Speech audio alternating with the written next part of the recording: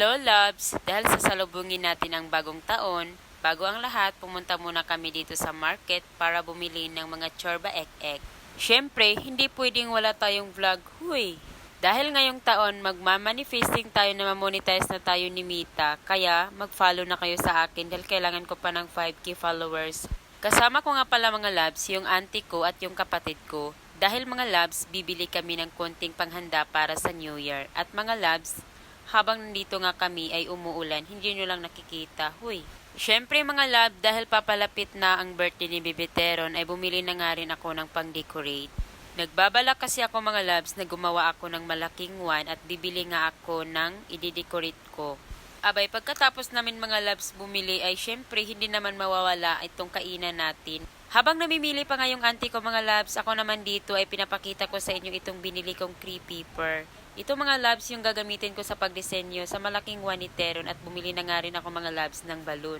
First time ulit namin ito mga loves na magbanding kami kasama ko nga yung auntie ko at yung kapatid ko at syempre susulitin na namin to, huy!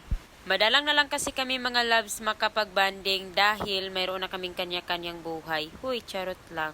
Abay, pagkatapos namin mga loves kumain ay dito na naman kami sasalang sa pagbili ng ihahanda namin. Huy! Syempre dahil sasalubungin natin ang bagong taon ay busy tayo sa pamimili. Syempre sasalubungin natin ang bagong taon na maganda ako. Huy! Char! Maganda ang ating mindset para naman yung pang 2025 natin ay maganda din ang ating mga iniisip. Huy! Hindi yung purong problema lang. Gaya nga ng sabi ko sa iyo, be, mag-follow ka muna sa akin dahil kailangan ko pa ng 5k followers. Kaya sa mga small content creator dyan, huy, wag kang sumuko dahil kailangan pa nating mamonetize bago tayo susuko. Char, hindi walang sukuan.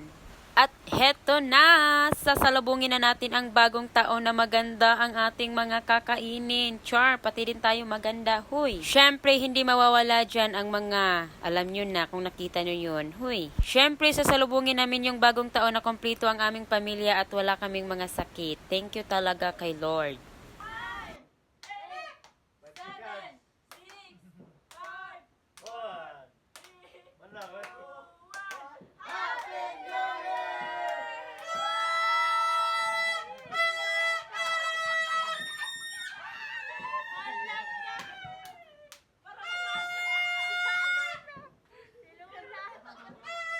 O diba, sabi ko naman sa inyo, sasalubungin namin yung bagong taon na masaya kaming lahat at kumpleto kaming pamilya. Happy New Year everyone from my family to yours. May God bless us always.